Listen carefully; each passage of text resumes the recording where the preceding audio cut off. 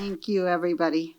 A visit to the Museum of Mathematics, MoMath, in New York City inspired me to create Planet Word. It was a museum without a collection that brought an abstract concept to life through technology and hands-on experiences. That wasn't the only idea I took away from a trip to visit MoMath. Another idea was to create an advisory board of language arts experts. They had an extensive advisory board of math and engineering experts, and seeing that impressive group, I started compiling a list of word experts that I could invite to be on a Planet Word advisory board. So that might include authors and linguists and songwriters and humor writers and technologists. I was honored that every last person I asked to join responded positively. They didn't know for sure what a museum of words and language would be like, but they still said yes. I think it was a museum whose time had come and they wanted to be part of it. So when I came upon Language at the Speed of Sight by Mark Seidenberg from the University of Wisconsin, I knew he was someone with an up-to-the-minute perspective on reading instruction who I should invite to be on the advisory board too. And thankfully, Mark enthusiastically agreed. And then on his own dime, he came to a museum planning meeting that we held in New York in 2017. That was a seminal event in the history of Planet Word, and I can't thank him enough for making the time to join that small group of advisors and board members who learned about our proposed plans at that meeting and met our exhibit designers and offered feedback. So when we opened in 2020, we had no plans to teach reading because we do informal education. That's what museums do.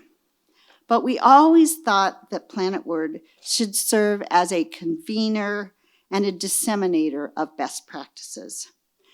That goal really took shape more than a year ago when our partnership with the Reading League DC began and Emily Hanford became our esteemed journalist in residence, moderating discussions with top thinkers in the field of early reading instruction, especially evidence-based reading instruction in the science of reading. Our programs, under the title Eyes on Reading, has introduced teachers and parents from all over to cutting-edge research, cutting-edge researchers, educators, and scientists. And so today we're bringing this evolution of our mission full circle. Thanks to Emily and her friendship with Mark and his wife, Maryellen MacDonald, we all now have the opportunity to hear their research-based findings and their thoughts about the science of reading and what questions we should be asking and answering next. So with that, thank you, and I will introduce Emily.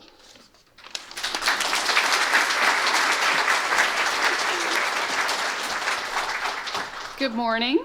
Good morning. Thank you all for coming. It was February of 2018, almost exactly 7 years ago, and I was just beginning to get interested in how children learn to read. I'd recently done a reporting project about why children with dyslexia have a hard time getting the help they need in school, and I was realizing that the story was much bigger than that.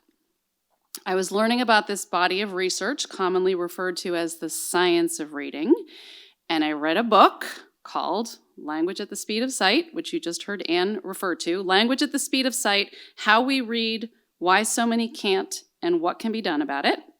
And I learned so much from that book, and I wanted to know more. So I did this thing that you get to do when you're a reporter, is I called the author. And the author is Mark Seidenberg, one of our guests this morning. And in February of 2018, Mark and I talked on the phone. the telephone. I don't know if I even knew about Zoom yet at that point. I still have my notes from that phone call. And one of the things that Mark said to me was, we have to change the culture of education from one based on beliefs to one based on facts. So Mark is a cognitive scientist who spent his career studying reading development. His work brings together psychology, neuroscience, and education. He is here today with Maryellen MacDonald. She is the author of the forthcoming book, More Than Words: How Talking Sharpens the Mind and Shapes Our World, a book I am very much looking forward to reading. It's coming in June. Maryellen MacDonald is a cognitive scientist whose research explores how we produce and understand language, work that sheds light on everything from conversation to reading and learning. Mark and Maryellen are both professors emeriti, or emeriti, we were not quite sure, at the University of Wisconsin-Madison. I invited them to present together here at Planet Word this morning because their work highlights the deep connections between reading and speaking and understanding language. They both share a commitment to understanding how their research can help with real-world challenges of improving instruction. And they both have some concerns about how the science of reading is being translated into practice right now. And as you heard, they happen to be married to each other. So it was easy to bring them together. So please welcome Maryellen MacDonald and Mark Seidenberg to talk about what's next in the science of reading.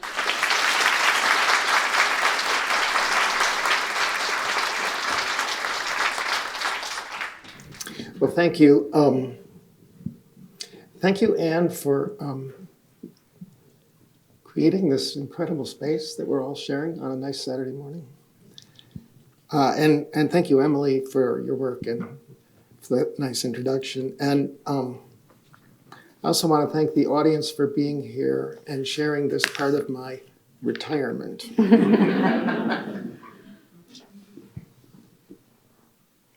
So as you've heard, Maryellen and I are scientists who studied reading, language, learning, and various topics for several decades.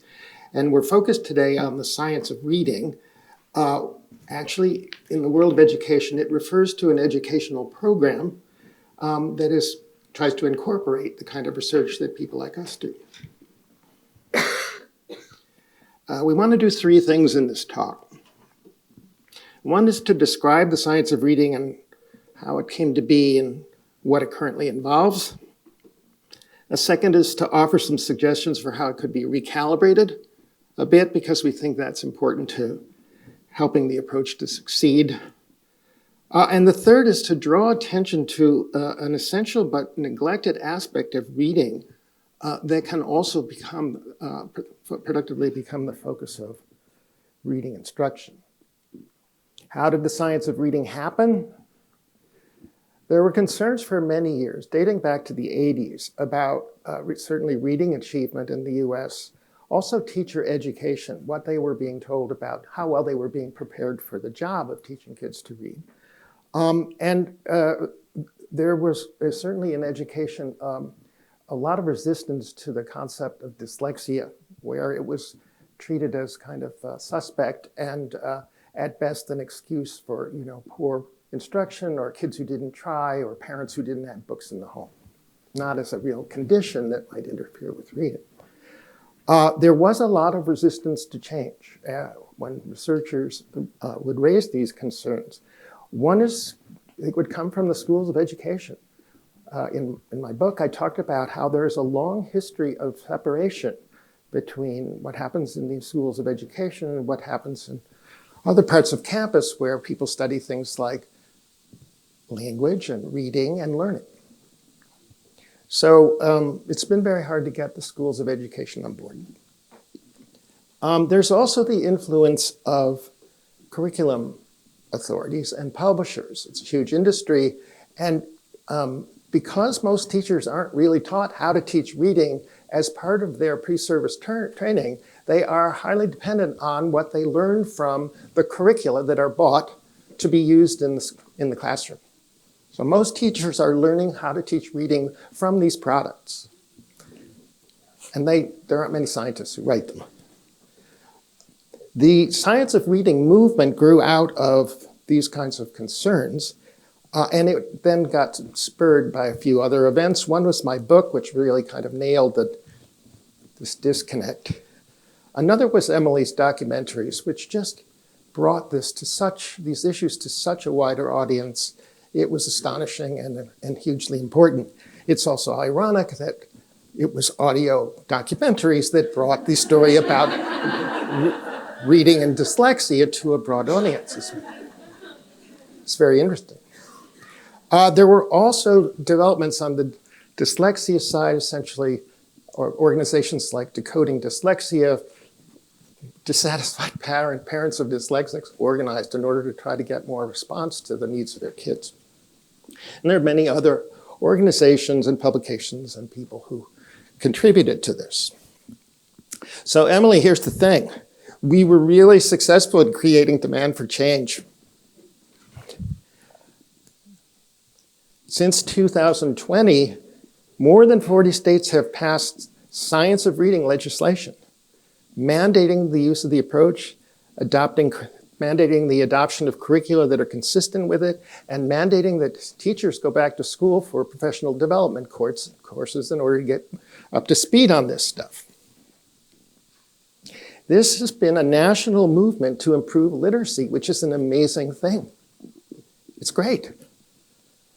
It's also a testament to how dissatisfied people were with the status quo. We want our children to do better, have better outcomes with reading. That's all great, but the approach has to work. And as in any such movement, it's easier to say what's wrong with what's going on than it is to specify what to do next. And wouldn't be surprising if the first take on what to do wasn't ideal and needed revision.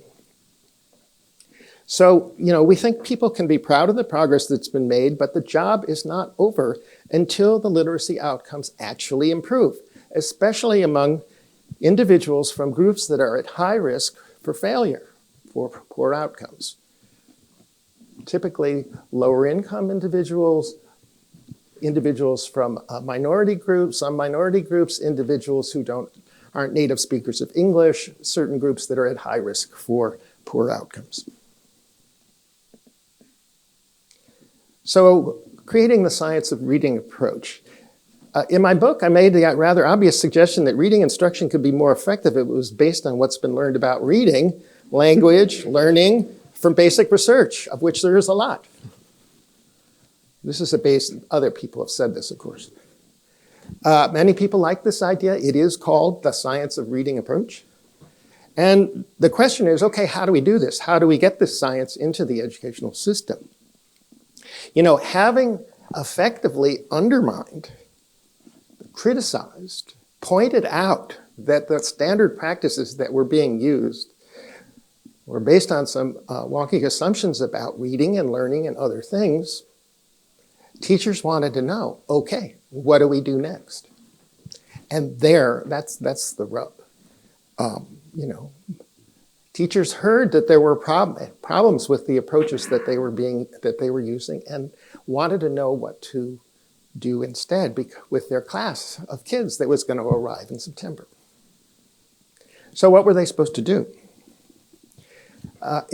There wasn't a science of reading curriculum already on the shelf. There was, however, an approach that could be adopted for the purpose. That's what I want to spend a couple minutes talking about. That approach is called structured literacy. So structured literacy was an approach developed by the International Dyslexia Association. So I'll just read a bit here. Successful literacy instruction and interventions provide a strong core of highly explicit, systematic teaching of foundation skills such as decoding and spelling words, as well as explicit teaching of other components of literacy such as X, Y, and Z. So it's explicit, it's systematic, and thorough. The IDA's purpose here was to do something that was necessary and important, namely, address the educational establishment's inadequate response to dyslexia, which, as I said before, it's a kind of a bad word in education and there weren't adequate programs to offer children with these kinds of conditions. So there was so much frustration over the lack of responsivity to the needs of children with dyslexia and other learning conditions that the IDA, to their credit, tried to organize a plan and specify what to do. This was very important. It was necessary. The problem is it was then scaled up to be taken as the basis for instruction for all. So not just kids who need interventions or remediations, but for general education purposes. So structured literacy is incorporated in most of the science of reading legislation that's been passed. It's kind of the theoretical background or foundation for backbone of the science of reading approach. Well, what is structured literacy? The basic rationale is something like this.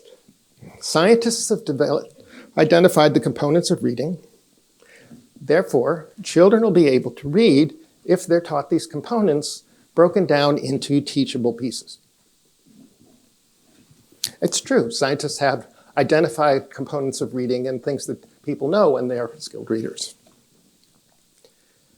So that's the kind of general idea. Structured literacy was developed to meet the needs of children with conditions that interfere with learning to read, but then adopted for use with everyone.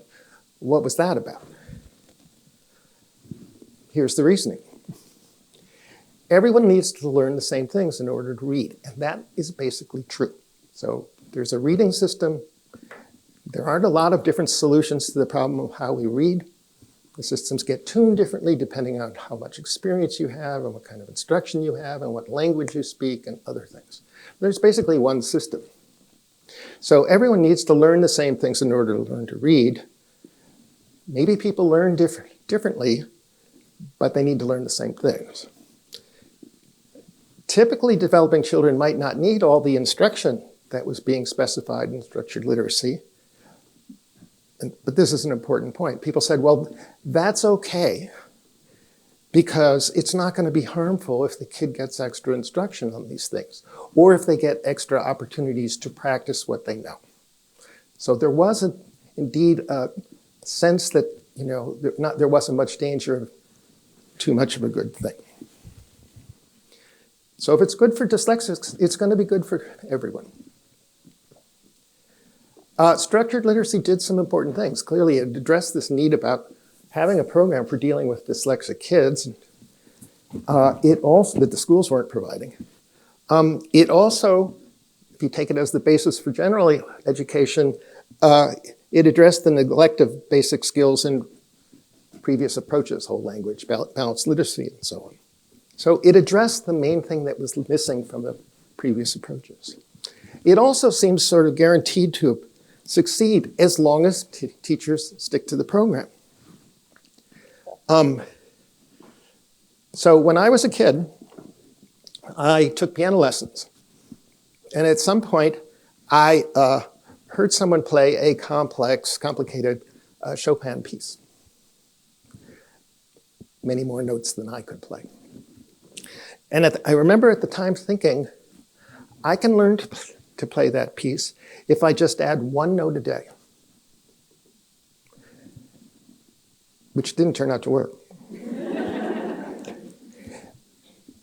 The way structured literacy is being implemented reminds me of that idea of just adding one note at a time to build up the structure. So what's happened? Well, if you treat everyone like they might be dyslexic, you get an intensive, slow, incremental approach to instruction with no stone left unturned. In practice, what it's meant is a barrage of explicit instruction. So I'm going to mention some things here that you might not know what they mean. These are things that are being taught these days. You might not know what they are because you learn to read without being taught them. One thing that's been big is teaching children about phonemes, which are kind of ways of thinking about spoken words. So in many places now, reading instruction doesn't start with print. It starts with learning about the sounds of words. Kids are taught about types of sounds. So there are things like diphthongs and fricatives. Kids are actually told what these things are and learn to recognize them. At least diphthong and fricative are fun to say. There's 100 or so phonics rules. Those are the familiar kind of rules that map from spelling to pronunciation. That people learn about syllable types, inflectional and derivational morphology. You folks know all this stuff, but you weren't taught it. You learned it other ways. And people drew upon various parts of the research literature for this, and I've illustrated this a bit here, with some of the sources that people are drawing on. We could talk about later. This one here that is funnel, or what is taken from Letters, which is a program that many teachers across the country are having to take because it's been mandated by science of reading legislation.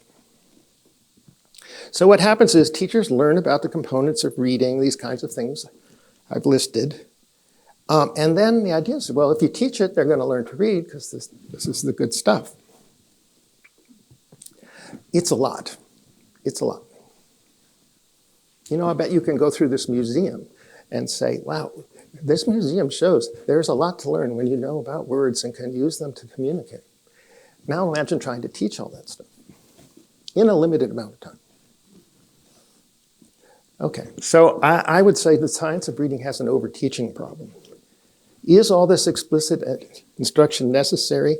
No, because children don't only learn from explicit instruction.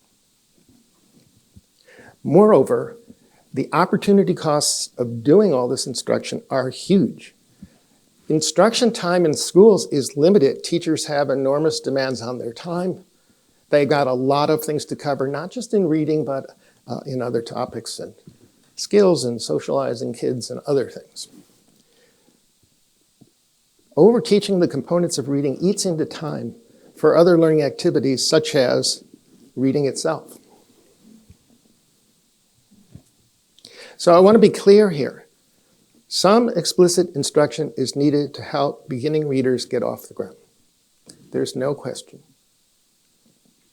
The whole language balanced literacy approach that came before did not do an adequate job with this. That had to be corrected. But the science of reading has overshot the target because most kids aren't dyslexic. And most of the knowledge that supports reading isn't actually learned from instruction, as I'm going to illustrate. If you try to teach it all, you're interfering with or taking away from other learning opportunities that kids need. So let's talk about learning for a moment, learning fast and slow. Many of you will be familiar with the late Daniel Kahneman's book, Thinking Fast and Slow. Explicit instruction is part of the slow system. It's learning that happens with conscious awareness, attention, and intent. The fast system is also called implicit learning or statistical learning because lots of people have studied this from different angles. It happens quickly. It happens without conscious awareness or intent to learn as we engage in activities such as reading, writing, and using spoken language or listening to guys give talks. The statistical learning part refers to the fact that it involves learning patterns that vary in the frequency of occurrence. So events occur at different frequencies and co-occurrence frequencies and so on. People are wired to do this kind of learning. It starts in infancy. It's the main engine behind how a kid can acquire spoken language from birth to 5 years old. So there's this second mechanism. Components of reading and language such as vocabulary, morphology, sentence structure, and meaning are mainly learned through this implicit statistical mechanism as people engage in various meaningful activities. Structured literacy focuses on explicitly teaching aspects of language and print that children otherwise learn implicitly if they have the opportunity. Here's an example, vocabulary. So by the start of school, children usually know 1,000, 2,000 words. A small percentage of those words were explicitly taught. Colors, names of animals, names of people. We teach kids this stuff, and it's crucial. It kind of clues them into the idea that things have names. The rest of them, it's only a small percentage of those words that were explicitly taught, though. So the rest are learned how exactly? The answer to this emerged in the late 90s. There was a crucial paper by Landauer and Streeter. Basically, language learning, the thing that allows it to really take off is statistical learning. You're learning from patterns. You're learning about how lion and tiger are used and the words that it occurs with. And given that knowledge, you're prepared to learn about cougar and lynx and other words. It's a statistical learning problem. It's done on a massively larger scale in large language models. Okay, so lots is learned, but little of it is actually directly taught. And what I've just said about vocabulary holds for spelling. Spelling sound correspondences, morphemes, and all that other stuff. So here's the summary.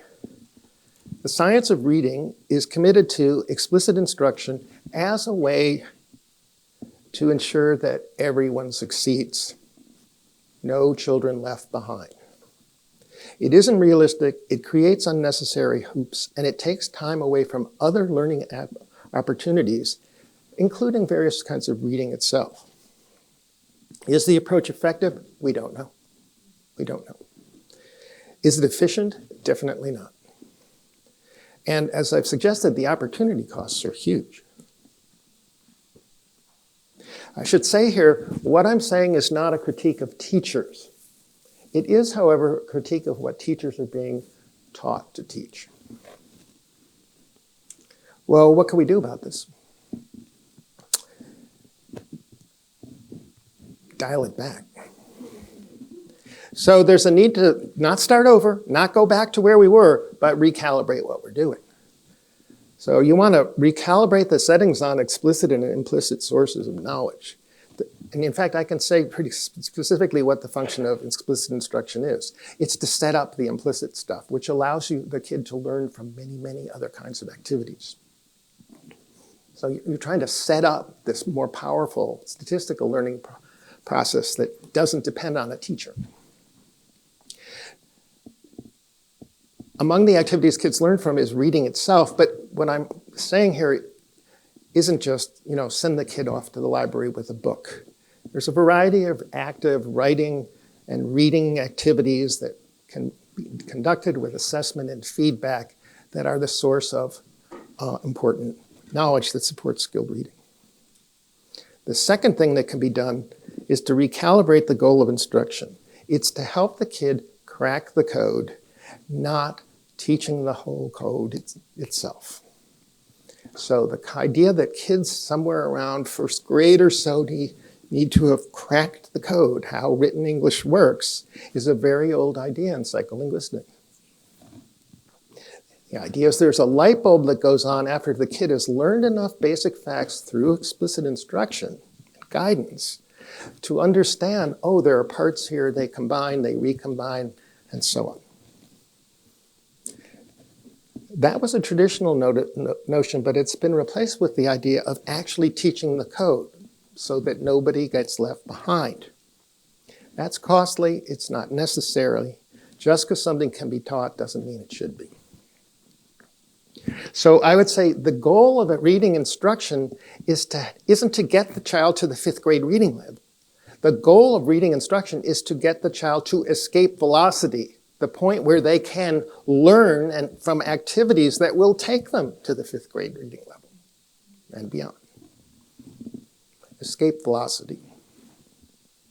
Okay, and with that, I'm going to turn things over to Maryellen, who is going to talk about an overlooked aspect of reading that children could learn if there's enough time.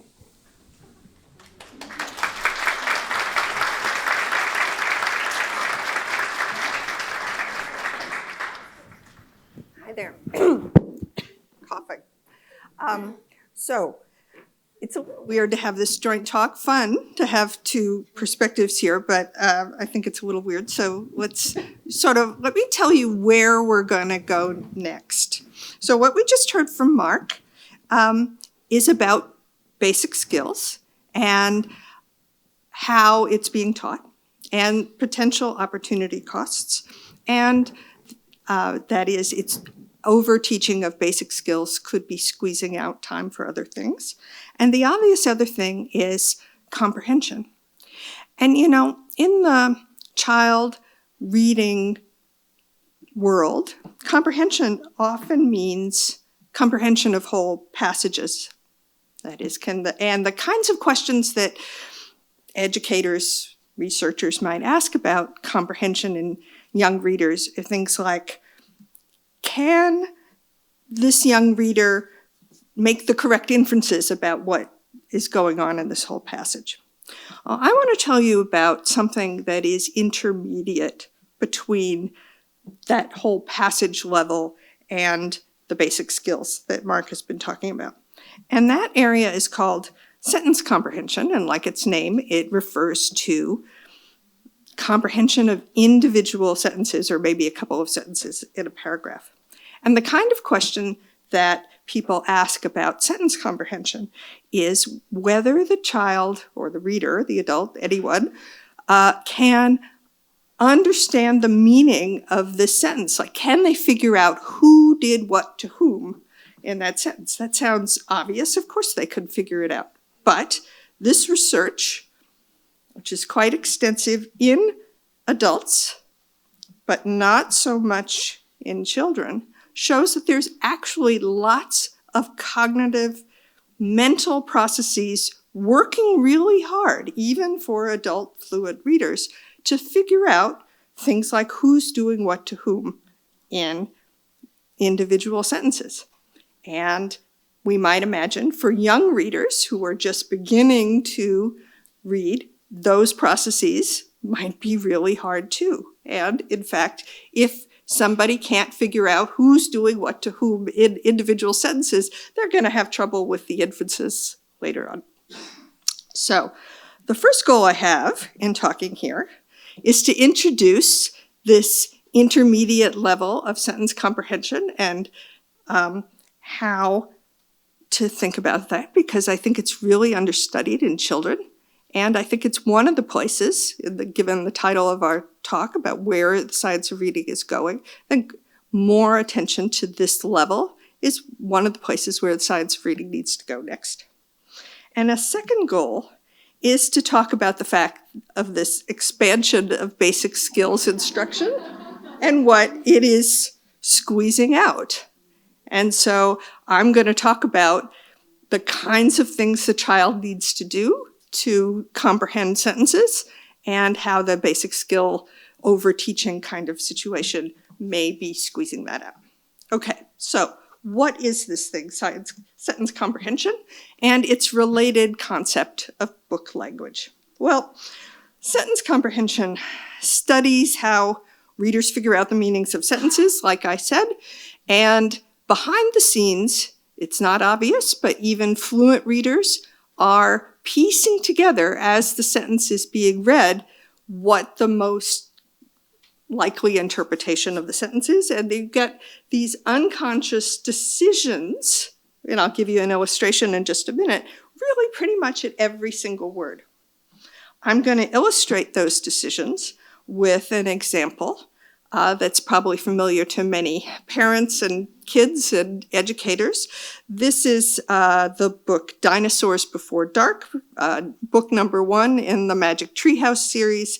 It is the best-selling, most used, most beloved chapter book of all time. It is, I read that, I can't remember where I read that statistic, but I did see it somewhere. And it's usually described as for kids in grades 1 through 5, for their own independent reading. And it is widely praised for having extremely clear, direct, simple language, and yet with a compelling story and so forth.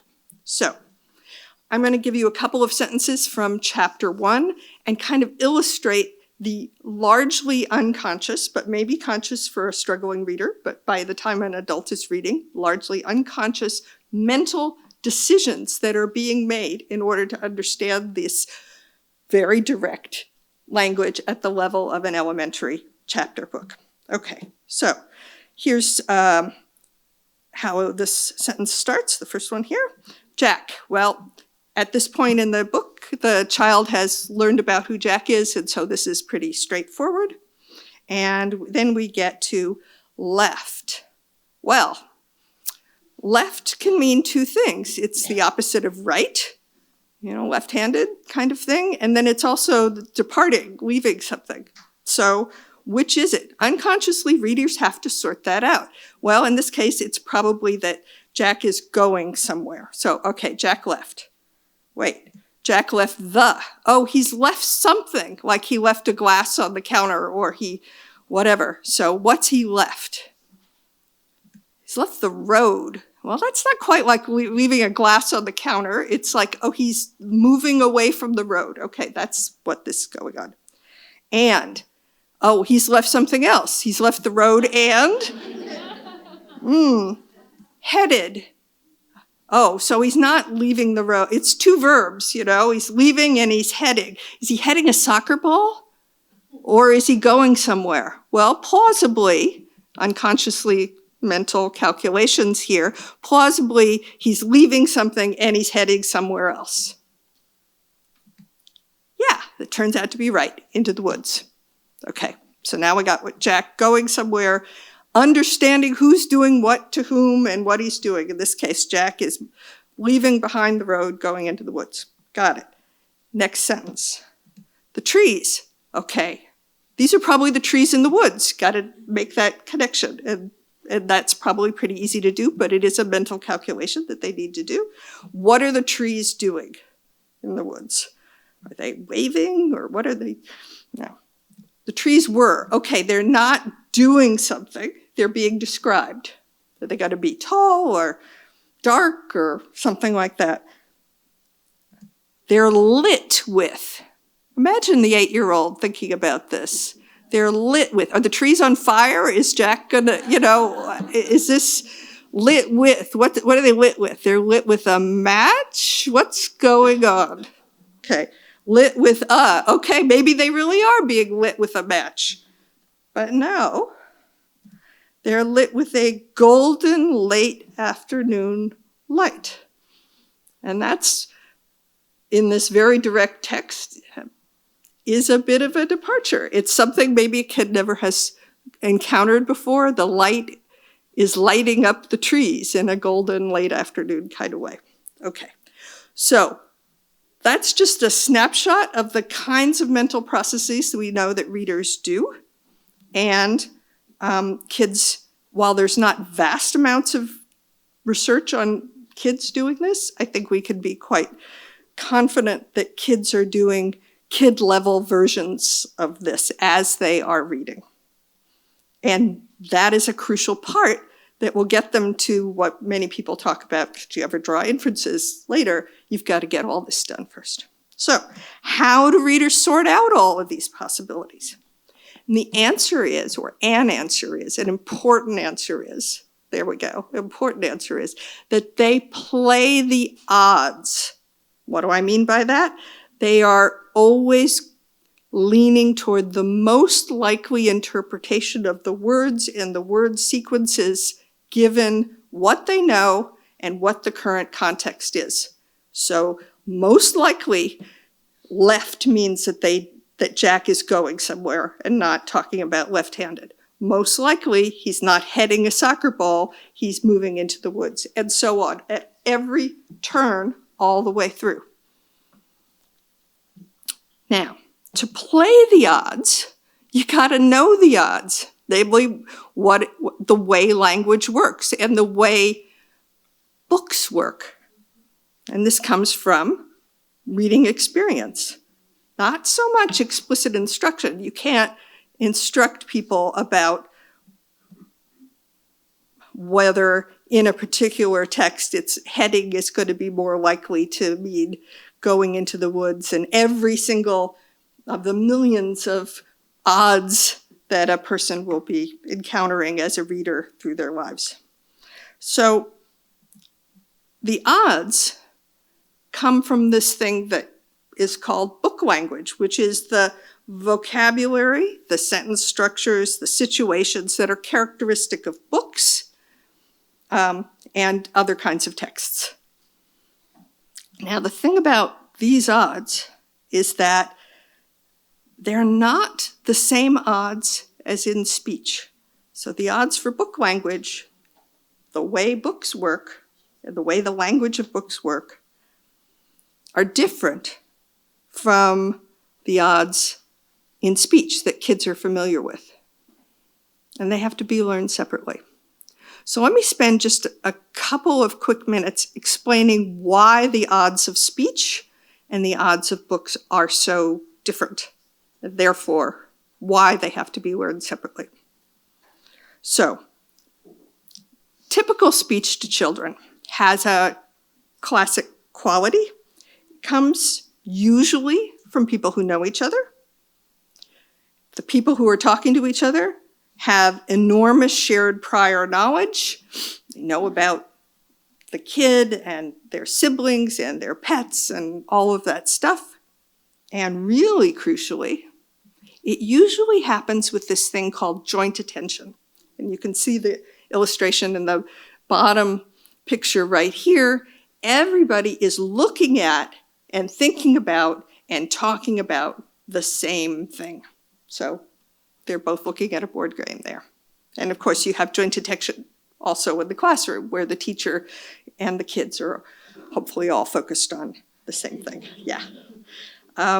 So the result of all this background knowledge that's shared, and the thing right in front of them is already available and clear to everybody. The result is that the speech to kids doesn't have a lot of information transfer. Nobody needs to talk about, well, we got this board game here and I'm playing it and I'm moving my hand and all of this information. So the speech to kids has this very different other character. Speech to kids has lots of directions, encouragements, guidance, questions. It's serving other functions than transferring information. So here's an example for the bottom picture. The teacher or parent says, oh, look at this. See how it moves? Oh, not that one. You did it. Good job. So the language here is full of pronouns, you, it, not a lot of information being transferred. It's very simple. Now, books are in a different place. So writing for children doesn't have people who know each other. The book author and the audience, the children, don't know each other. They don't share the enormous detailed prior knowledge beyond being humans who were speaking English or whatever. There's no joint attention because they're remote from each other. Maybe there's some pictures in the picture book, which, may or may not constitute real joint attention. And the result is that the characteristics, the odds, the patterns of book language is really different. Writers are sharing extensive information. They're describing the scene, the characters, the actions, the feelings. Nonfiction books also huge amounts of information. And it's not just more words in the book, though it certainly is that. It's a different way of using language. So let me give you a couple more concrete examples about what I mean about a different way of using language. So I'm going to choose two different vocabulary, different sentence structures. So there are different estimates about this, but let me just say there are far, far more words in children's books than in the speech to children. You can see that, obviously. You read a book about a hippo, there's going to be all sorts of hippo-associated words, but the daily life of a child doesn't have deep discussions about hippo. So, 50% more, 80% more. I mean, many, many more words. But not just more words. They're different kinds of words. Speech, as we said, lots of pronouns, lots of verbs, eat your peas. You know, there's the word peas, they're a noun, but a lot of it is about verbs and you and I and so forth. Books, many, many nouns. The hippo, all the characteristics of the hippo, and whether the hippo is sad, if it's a, you know, sort of fantasy thing about a sad hippo or whatever. So there's nouns, there's words about describing emotions, lots of descriptors. Like in the one we just saw in the Magic Tree House, the golden late afternoon light. And that is not a thing that you hear in speech a lot. Here's another, and so a consequence of all of these words and different kinds of words is that there's different sentence structures. So one of the most obvious ones for here is that you get these long strings of descriptors in books that you don't get in speech. Golden late afternoon light being one. Here's another classic example. Alexander and the terrible, horrible, no good, very bad day. And you know, we don't talk like that, but we have books that are like that a lot. So also, packing in all that stuff into sentences, you get much longer sentences in books than the way we talk. Sentences often have multiple clauses. A very simple one we just encountered was he left the road and headed into, so there's two verbs, two clauses, all in one sentence. We don't actually talk like that to kids much. There's much more complex sentences. Let me show you my only graph. Yeah. So this is a picture in which it has various kinds of sentence types that occur in books. The first one over on the left there is passives, like the trees were lit with the late afternoon light. And the others are various kinds of relative clauses, which are things like the woods that Jack entered or something like that. Okay. We don't really need to know what they are, just knowing that they are common in books. And the black bars I'm going to show you is frequency at which these sentence structures come in children's speech to children from adults. And the other is speech, how often they are common in picture books, namely the books that parents read to kids. And so this is what it looks like. What's in the picture books is, in these data, 6 to 50 times more common in the picture books than in the speech to kids.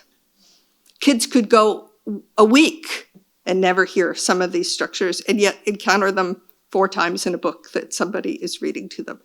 Now, I don't show the data here, but you've got, of course, picture books for kids that for shared book reading. That's what these data show. There's also chapter books. The difference expands then older chapter books for middle school or textbooks. It's bigger. High school bigger, college bigger still. And so these asymmetries show you how different book language is than the speech to kids. And you know, we hear all the time about the importance of oral language in kids reading. And it is important. And yet it is not sufficient for learning all of this stuff in book language. It's necessary, but not sufficient. By definition, because the stuff in speech is not the stuff in book language. So you need more. All these book language differences create difficulties in comprehension. And it is difficult because the kids are playing the odds and they don't know the odds in sentence comprehension. Okay. So I want to ask, how did you learn book language patterns and become a fluent reader back in the day? I think people differ, but it's something like this. You started out by having somebody read you books, picture books, and as we just saw, that introduces book language to you before you become a fluent reader. Then you got some of that crucial explicit instruction that Mark talked about science, about the linking between the speech and the print. And then you started reading easy books, often called decodable books, and then more books that are more challenging, and more books all along. So you did have some explicit instruction, but probably not that much. What the rest of it was practice reading. And, Mark and I wrote this paper a couple of years ago about everything he talked about, and what I want to continue here, about the value of experience, the FAST system of learning. And this particular paper, which was written for educators and parents and so forth, has examples of the statistical learning for individual words and reading, and also lots of examples of book language that I haven't talked about here. And if you want to know more about this implicit statistical learning system that is crucial for reading, this is I think, a great place to start. So, can we replicate your success? You learn to read through lots of practice and so forth. Can we replicate your success in the current era? Because not quite the same. Well, reading outside the class, we know, is critical experience for learning and book language and learning the odds and all of that. But today, the data show that reading outside of class, reading for fun, is vastly reduced compared to probably when you were kids, or even when slightly older kids now. Because there's many other things to do, that didn't exist back in the day. Probably, we don't really know yet for sure, but as Mark talked about, the incredible expansion of the basic skills suggests that there's probably less opportunity to read in class 2. And so the circumstances that might have worked a generation ago for learning all of this beyond the word comprehension stuff aren't happening now. And I'm going to offer 4 suggestions about what we might do. They're not explicit instruction, and they're not snap your fingers and change things, but I think it's important to start talking about what we might do here. And one of them, you're going to say, well, duh, but here we go. More shared book reading for little kids in the family, in the school. Here's an example of a book and what shared book reading can do. This is the book, Can Cat and Bird Be Friends? And it's got these hilarious illustrations. And the bird is trying to be friends with the cat for unknown reasons. And the bird says, I know the highest tree for a cat to get stuck in. And then I know the best car for a cat to hide under. And the cat says, I agree. This is a fantastic car to hide under.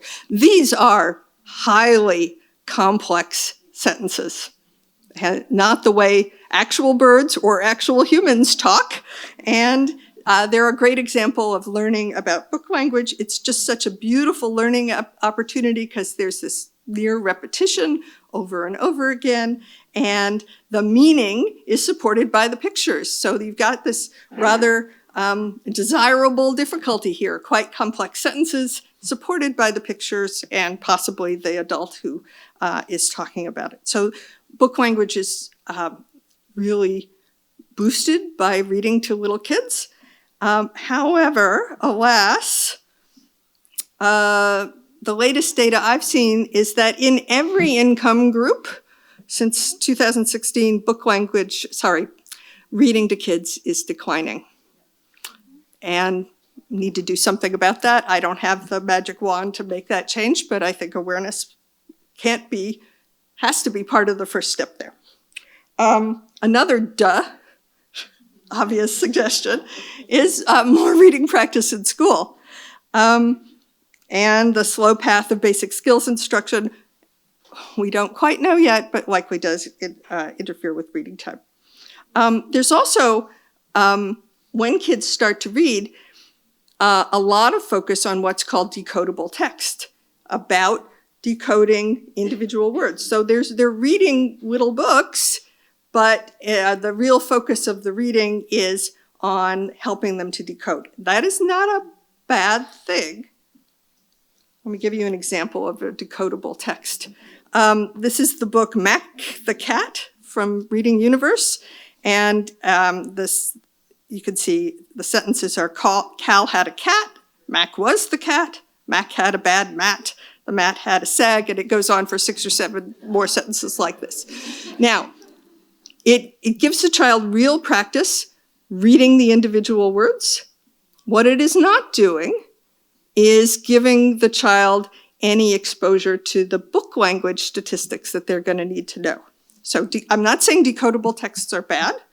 I am saying that extensive practice with Mac the Cat could be pushing out learning the book language that kids are going to need to learn for later real reading. But it turns out we actually could build in some book language even in decodable texts. I don't know whether anybody's deliberately doing this these days. Probably not, given the rarity of the sentence comprehension focus in kids, but I didn't have a lot of trouble finding a couple of examples here. The examples I have here are from Flyleaf Publishing. They're books in level 4 of 14, so they're not the most advanced books, and yet you can find some book language. So here's one. It says, Mom lets me pick a red and green peppermint stick. You see the log string of descriptors right there.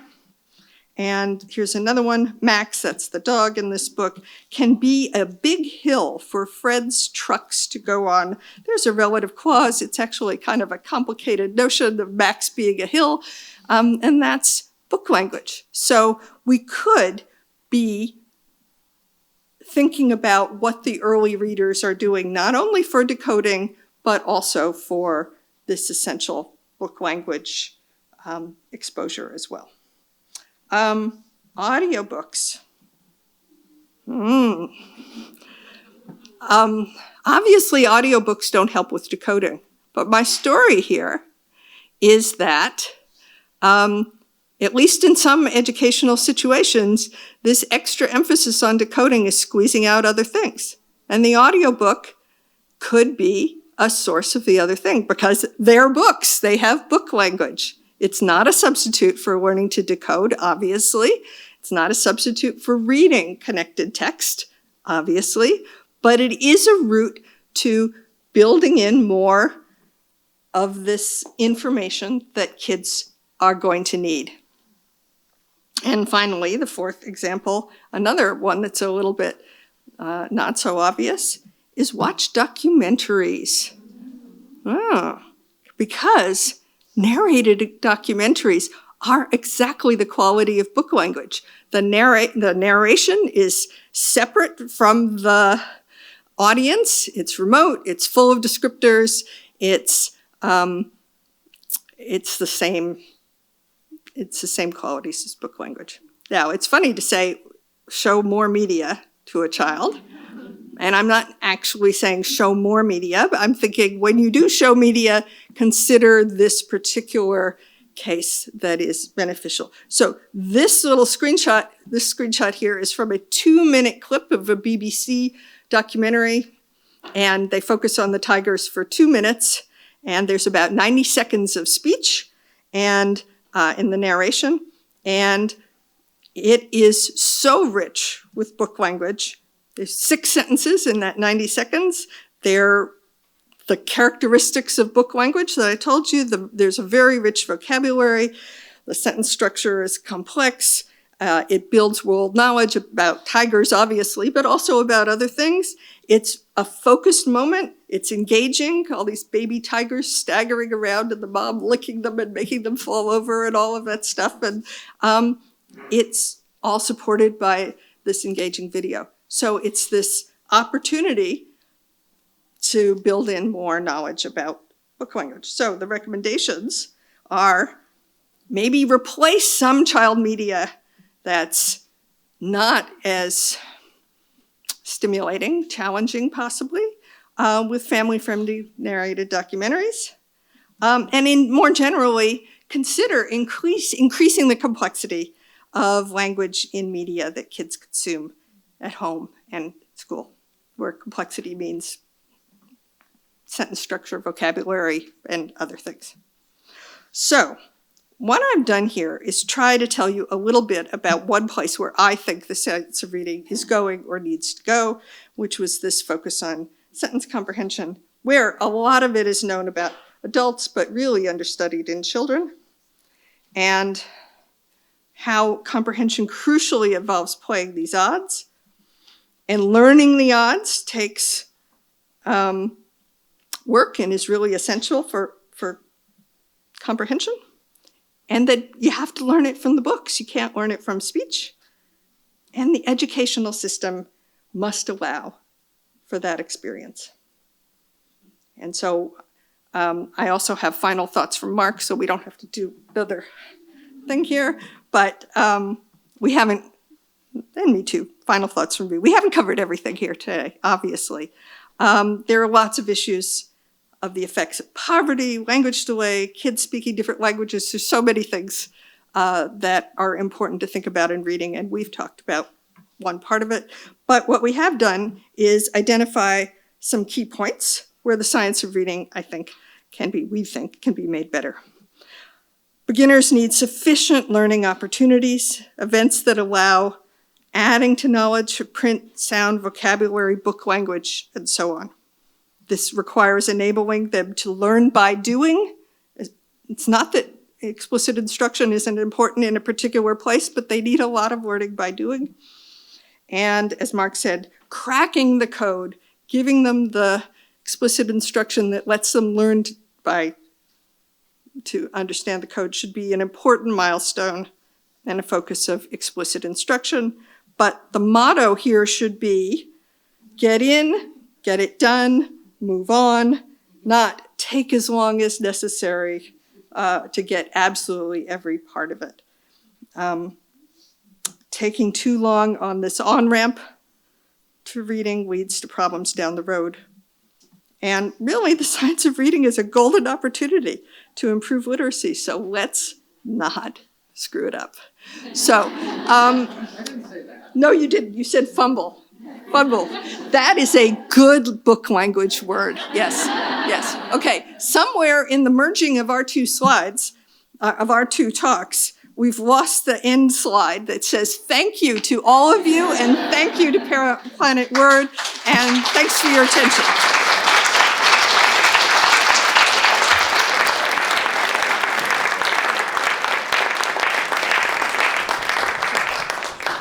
Okay, thank you so much.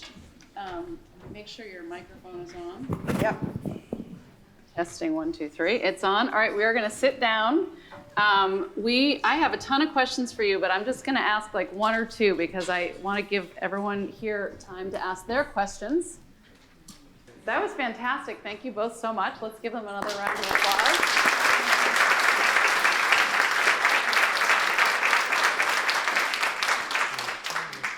Yeah, I have a lot of questions, so many. But let's see. Okay, so Maryellen, actually, I want to start with. Well, okay, so many thoughts. So, as Mark pointed out, there's a lot of legislation going on now around the science of reading. And so this is a question to the two of you, but I want to start with you, Maryellen, because you brought in, I think, a level of sort of complexity and nuance about what needs to be brought to the table here that I don't think really is being considered, at least at the policy level, very much.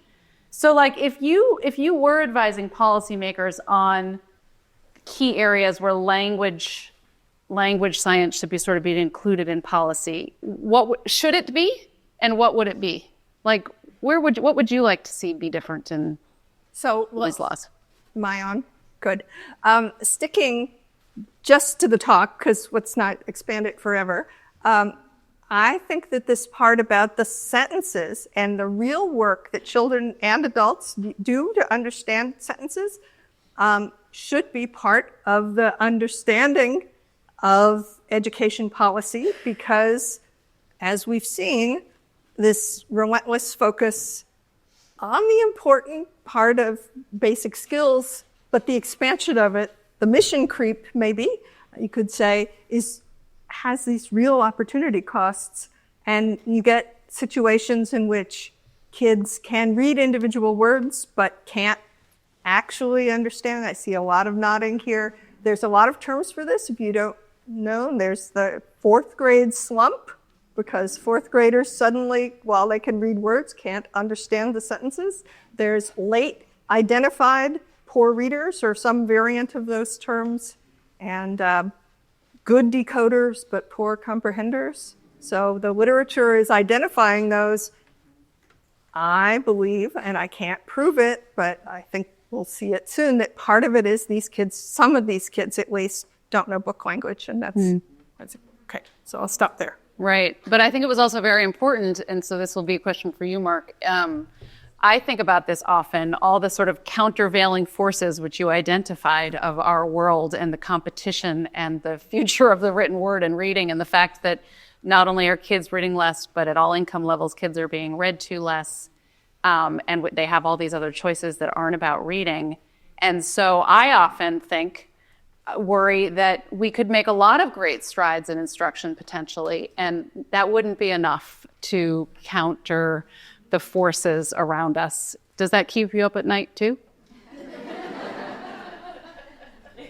Yeah, it does.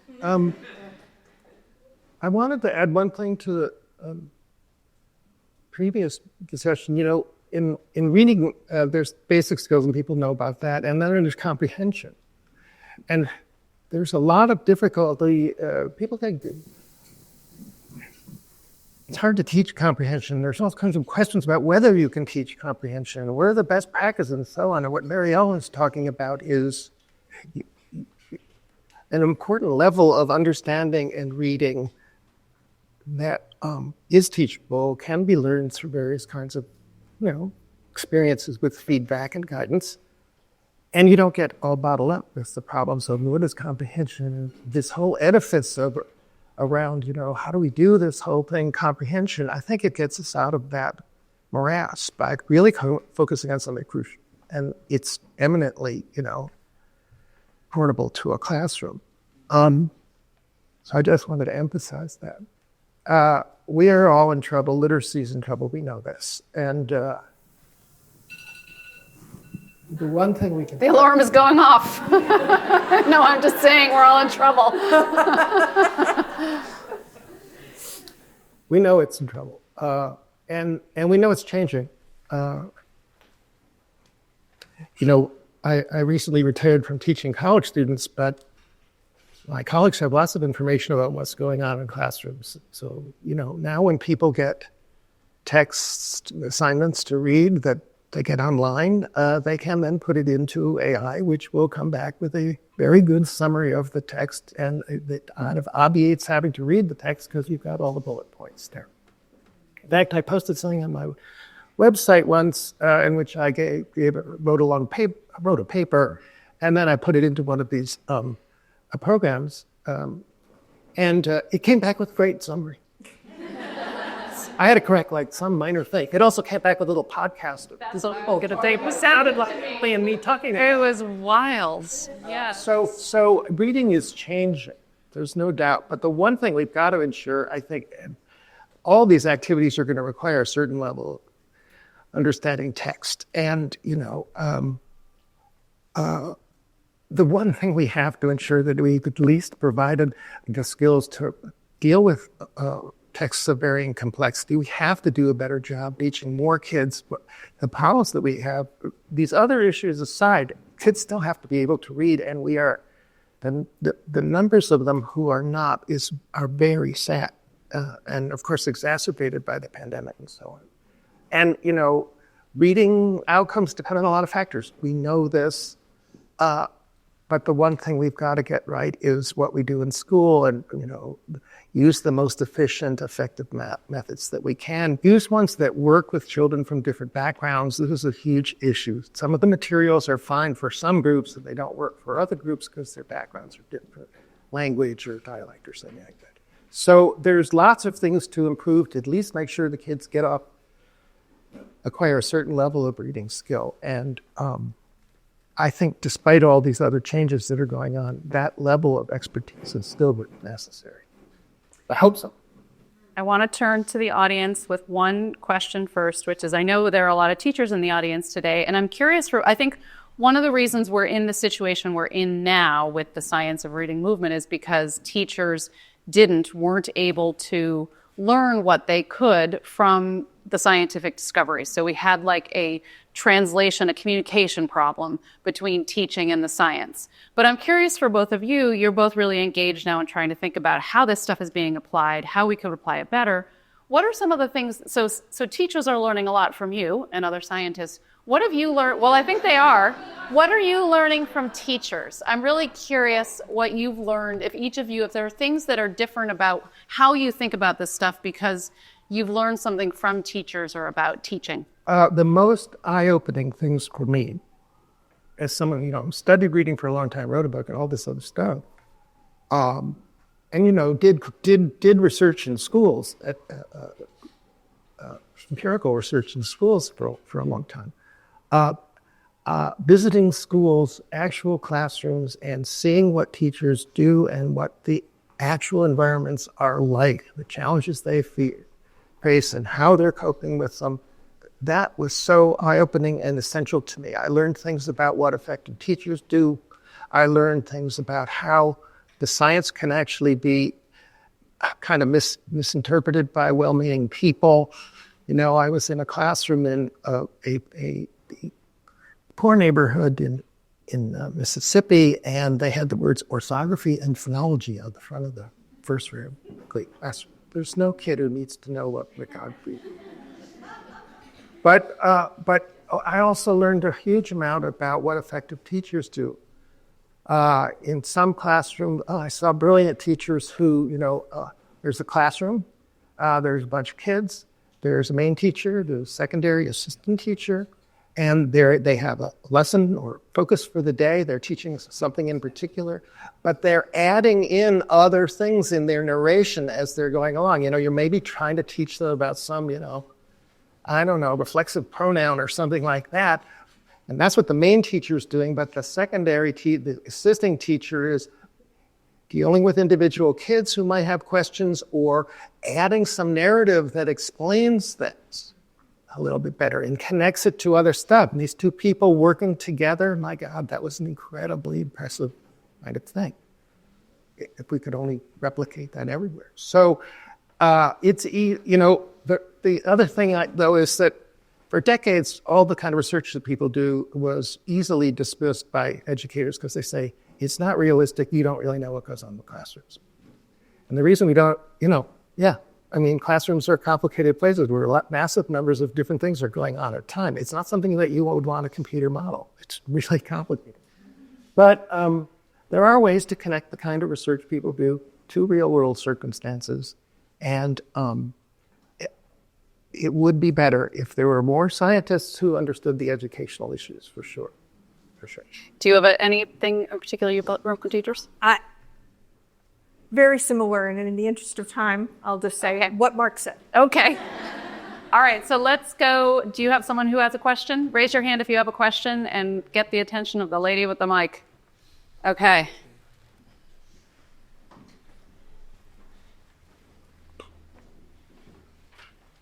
Hi, thank you so much. I have a background. I have a master's in education and currently in a speech pathology program as well. So I, within my scope of practice, have been trained on explicit reading instruction, but also communication. So my question is, to help with students, part of what I've been trained to do is to encourage students to connect with their background knowledge with a specific text in the hopes that that would help with their comprehension. So how do we kind of bridge the gap between that background knowledge that we're building and then also helping students to improve their decoding skills and kind of like the sentence by sentence comprehension that you've brought up today? Oh my gosh, paralyzed. Restart. No, wait. Oh, Go ahead. what was the question? Background knowledge, reading. Okay, so what does it take to understand a text? You need to understand the language. You need to understand how the code works, like how print represents the language, and you need to know what the language is about. And what Maryellen points to is that you learn what the world is about through books, as well as your direct everyday experience. And often kids, you're not going to be able to read the book if you don't understand the topic, right? There was a classic, rather obvious study which showed that, given a story about a baseball game, people who don't know about baseball can't understand it, even though they can read the words. So clearly, the background knowledge is necessary. I think perhaps this is what you already do, right? You teach about the topic, like animal habitats or something. Then you read about the text, and then you go back to talking about the content material. I've seen curricula that really do a good job of this. So they're not separate things, right? That knowledge of animal habitats is going to expose the kid to new language and new words that they're going to read. And then reading the text about animal habitats is going to give them practice with those basic skills. And you want these things working together and not thinking of, well, first I've got my basic skills section, and then I'm going to have my background knowledge section, and I'm going to do that. I know this is easier to prescribe than to actually do, but I would just think of them as they're not separate things. They go together all the time. Do you have something to add to that, Maryellen? Well, I would just say for the speech pathologist practice, I think in addition to what Mark said, you might get real insight into where they're falling down if you ask them about how the words are connecting together in the sentence. And, what does this word mean? Most words that are common in English are ambiguous. They're like left, that mean two different things. So the more common the word, the more ambiguous it is, which means that the more the child has roots that they could be going off track. And failure to appreciate that sometimes leads the adults to think, well, of course they can read this because they know the meaning of that word, but they also might know others and have real work to do. So getting a sense of where the child is going off track by asking them about the individual words may be informative for what that child needs. One of the things I heard in your question, because I've seen this in a lot of classrooms, is I think there's sort of a general idea of generally activating a kid's background knowledge about something and then hoping that's going to help do a lot of the work of comprehending what's in the text. But Maryellen's bringing up something that is in the middle of that, which is actually understanding the individual sentences and sort of how they're constructed. And I do observe that being missed. I'm tutoring some kids right now, and not like, it was very insightful to listen to what you were talking about today, because this is the issue for these kids, is like, you can get a general gisty idea of what this is about, and that's going to give you some help. But if you're not understanding the individual sentences, so I think it is about like narrowing in on a particular sentence and asking a question, what's happening right here? What's going on in this sentence right here? Not just what happened in the whole paragraph, for example. Another question? Hi, my name's Amanda. I'm a speech language therapist specializing in reading and writing. I do want you to know I moved my baby shower to be here.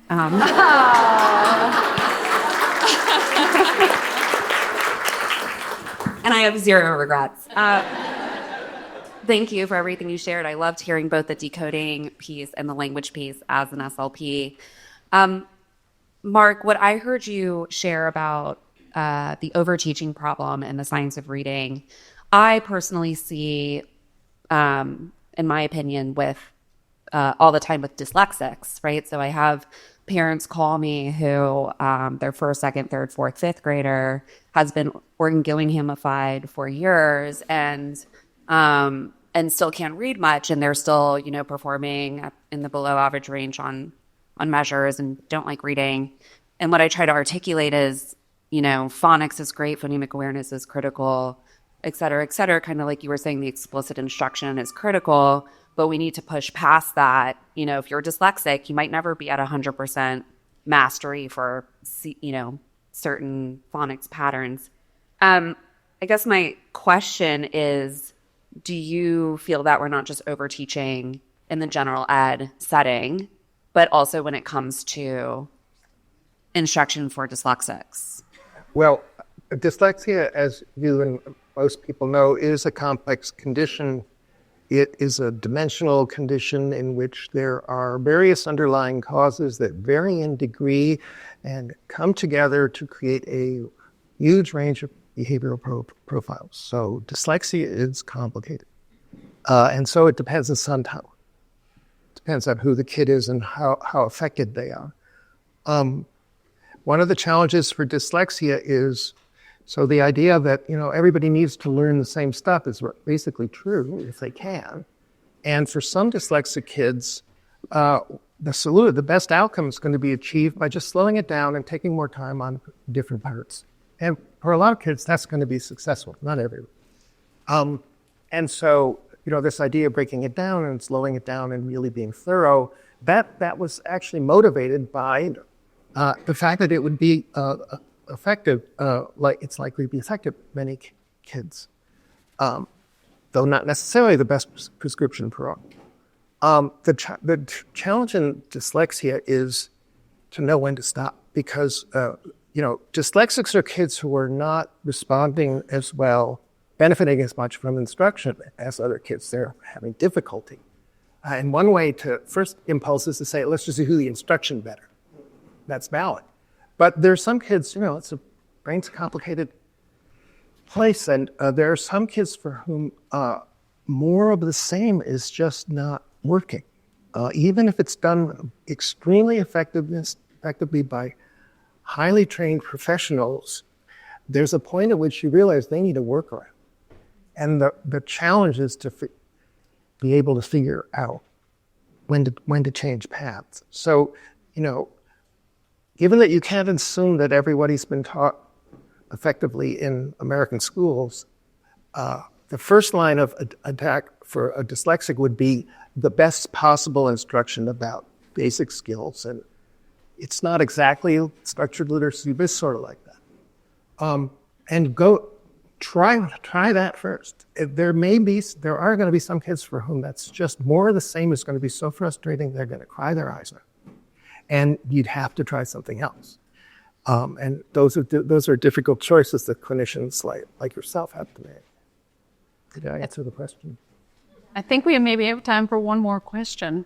So here we go. Sorry. Love how you left it up to me. All right. Anne says, let's do more. Thank you so much. All right. Hi. So first of all, thank you to all three of you for doing a world of good. There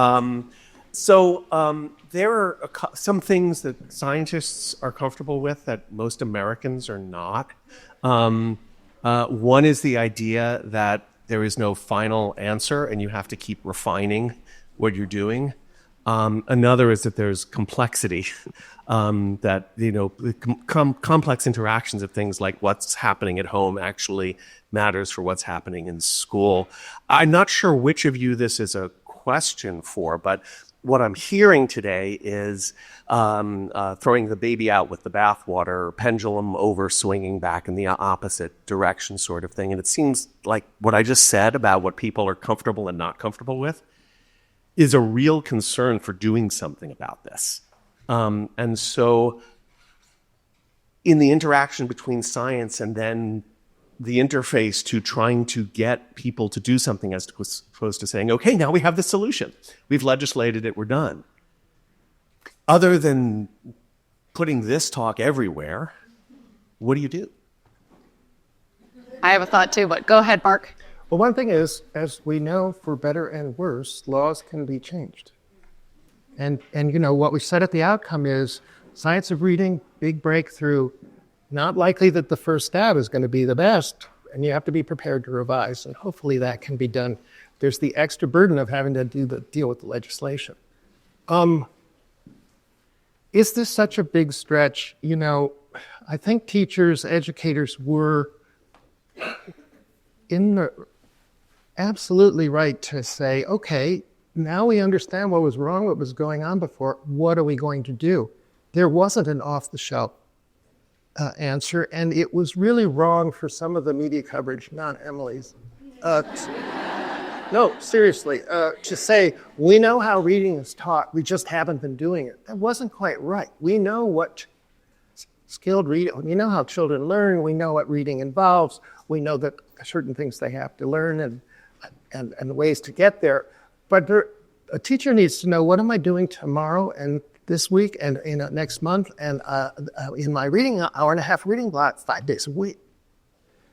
Well, I wasn't prepared to give that. I don't do, that's not my business.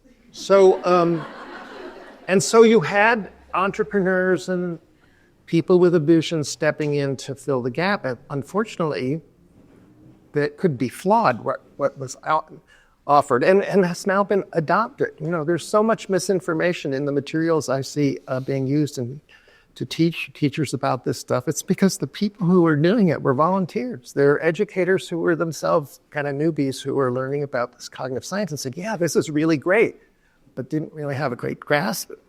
So the first step, it's in the right direction, but you don't want to take it literally. You want to build on what's happened and take it further. We should not underestimate the range of things that go on here. You know, there's lots of kids for whom what happens in the classroom does not make any difference at all. They are likely to be from homes in which there are highly educated parents with a lot of resources, and they're learning about literacy in the home. And you know, what happens in school, the worst that could happen is it could discourage them from reading because it's like, you know, a grind. But you know, there are so many factors here that beyond just the ones we talked about, we don't want to, we want to have the clearest message we can about doable things. The biggest problem, in my view, is the science of reading is now the new dogma. And there are people with vested interests in maintaining some of the problematic things. That's going to take some effort to undo, and they're not going to undo it just because a few people say they should. It's going to take work. Okay, another question.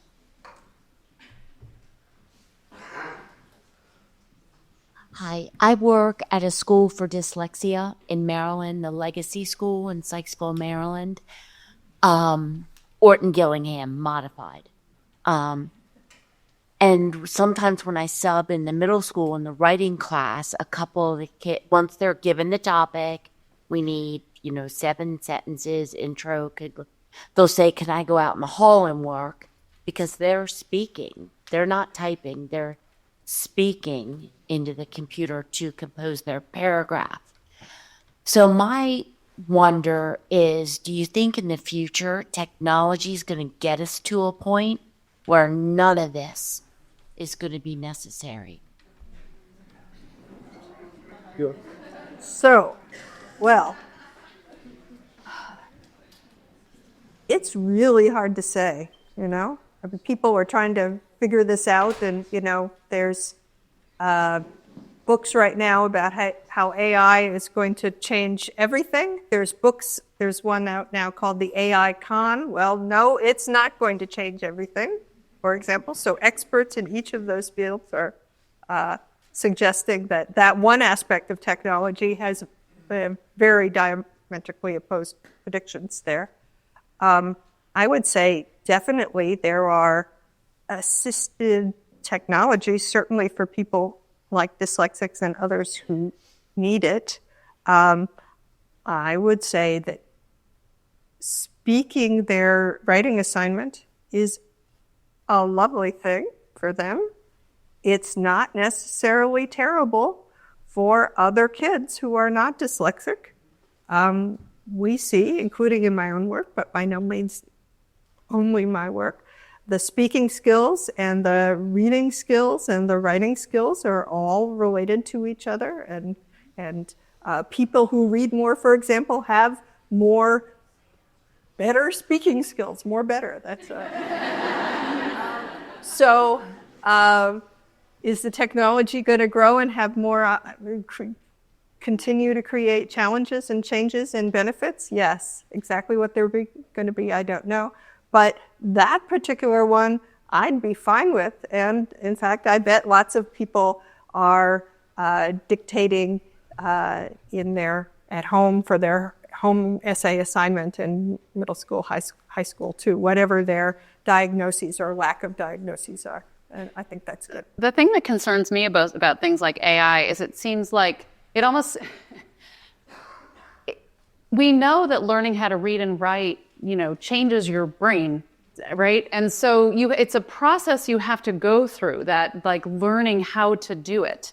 And then those of us, I've been playing around with AI in my own work. It's very, very useful for someone who's already highly literate and knows how to like probe for problems and knows how to write their own sentences. But I just very much worry that it will just harm younger children who need to actually develop those skills and then can use something like AI effectively as an add-on rather than a replacement. It's both harmful and maybe occasionally beneficial. You think about other kinds of instruction, say you're teaching your kid to play tennis or something like that. One part of the instruction is the instructor say, see how I do it. Watch exactly what my arm is doing or whatever. The AI is writing the sentences for you and they're seeing how they do it, assuming they pay attention to the sentences and don't just turn it in wholesale. So there's potential learning opportunities there, but also great possibilities for harm. What were you going to say before I interrupted? I think we're in the middle of a really massive experiment. And I think teachers at all levels are dealing with this daily. The positive side would be being able to use these technologies to create new kinds of learning activities. So if that can dictate their paper, that's pretty good. I had a friend, David Kaplan, who dictated an MD, who dictated all his books. It sounded like it too. Do we have time for one or two more? Okay, right in front. Hi, in dyslexia teaching, you all may be able to speak to the research and then a practical point. So aside from OG, there's visualizing and verbalizing, and program aside, just thinking about what we do capacity-wise when we visualize something or we verbalize. To me, it has turned out very important to the dyslexics, the first graders, all the different grades I teach. And so I wonder, can you speak to whether this has ever been important in your research when you think about at the sentence level, if a child or learner can visualize and then verbalize in their own words, say kind of translate that sentence? Have those been two important practices that you've noticed in research or mentioned? So as I said, the child level of this sentence comprehension stuff is really sparse. And so I don't know of exactly that. But I just wrote a book about talking, and I do have a chapter about how talking boosts learning, and verbalizing things at all sorts of levels is a learning engine. And I know less about the visualizing, but I think if you're visualizing and then trying to talk about it, there's all sorts of learning opportunities linking those things. And so while I can't point to somebody's paper here, it makes sense to me as somebody who has studied these several different things. One more question?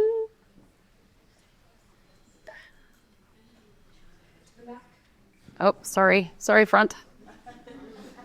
Talk to me later, yeah. Hi, classroom teacher, 4th grade. Thanks for the slump thing, too. So I've been doing this for a long, long time. So I've seen the basal to the whole language to the balance to now we're to science of reading. Our school system has completely done away with everything. And now we're doing only the science of reading, CKLA Amplify. We are dying because our administrators are terrified that the state's going to come and audit us, which they've never done and they're not going to. But the question I have for you guys is, do you have any ways of sharing this information with administrators? And if there are any administrators here, please listen up. Because in all honesty, we have 3.5 hours of teaching time. That's it. between the recess and all the other things the state wants. So my question for you guys is, do you have opportunities to actually go to the Department of Education? Are they listening to you? Do they hear you?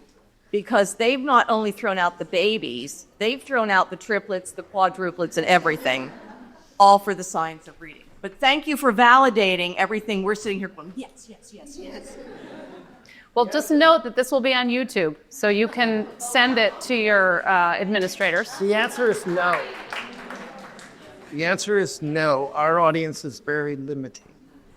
And pointing out these problems with the science of reading after everyone had gotten this thing off the ground is really perceived as helpful.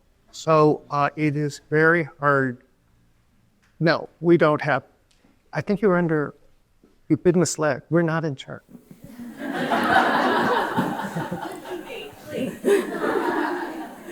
So I wanted to add some of those very same points from a previous question.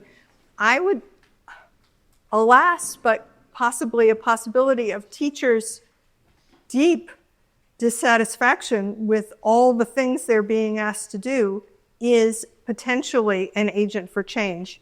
And obviously there are so many other forces keeping the teachers being an agent for change there.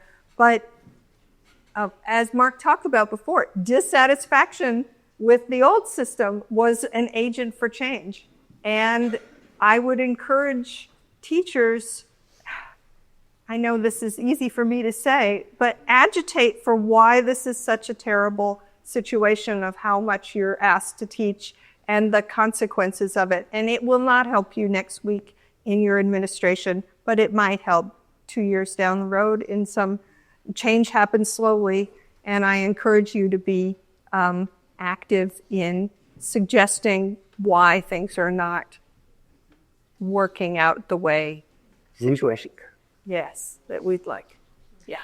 I want to end on a more hopeful note because I want to go back to your pendulum thing. So I find the pendulum metaphor to be very inaccurate here because I think it's true that we do have I understand why that makes sense to people, but the pendulum, I think, it shifts. You know what I mean? It's not like going across, to mess up my metaphor, it's not staying in the same place, like the pendulum itself. So it's going back and forth, but it does move along.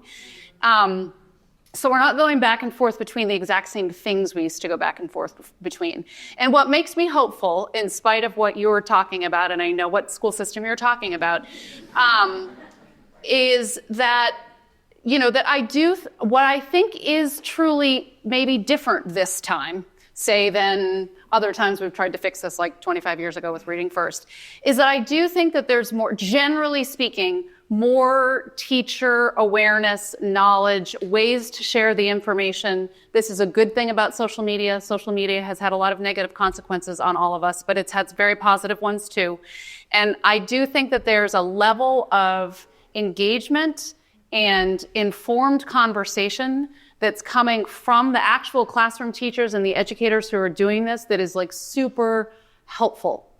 And so to the extent that you can, when teachers speak up about it, when they find ways to write about it, whether it's publicly or just among themselves, I feel hopeful about the sort of level of teacher knowledge and engagement here. And I think this is going to be, it's different in different places. It's playing out in different ways. Some places are taking a very top-down approach. The administrators are saying, you have to do this and X, Y, and Z and follow the book no matter what.